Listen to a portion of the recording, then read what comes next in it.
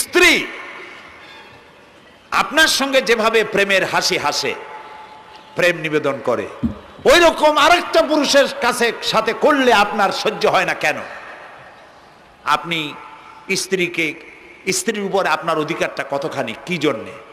আপনার স্ত্রীর যে হাসি, যে মিষ্টি হাসি, যা আপনার প্রাণ কেড়ে নেয়, ওই হাসিতে আপনার কোনো অবদান আছে? বলেন।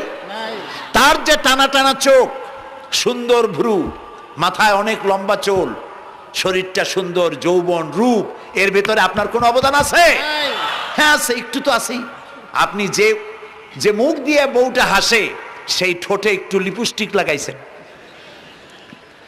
যে চোখের জন্য আপনি পাগল, সেই চোখে একটু কাজল লাগাইছেন। শরীরটাকে পেঁচাবার জন্য সুন্দর একটা শাড়ি কিনে দিছেন। একটা শাড়ি দিয়ে, একটু লিপস্টিক কিনে দিয়ে, চুলের একটা ক্লিপ কিনে দিয়ে, একটা ভালো শাড়ি কিনে দিয়া স্ত্রীর উপরে যদি এত অধিকার আছে যে কোনদিন মৃত্যু পর্যন্ত কোন প্রেমের হাসি, ভালোবাসার আদান প্রদান আপনি ছাড়া আর কারো সাথে করতে পারবে না, এইটা যদি আপনার অধিকার এভাবে প্রতিষ্ঠিত হয়, তাহলে এই হাসি যিনি দিলেন, এই দাঁত, এই সুন্দর চোখ, এই রূপ, এই যৌবন যা আল্লাহ তাআলা দিলেন, তার সামনে কোনো পীর অথবা কবরের সামনে যদি হাত পাতে আল্লাহ বরদাস্ত করেন না।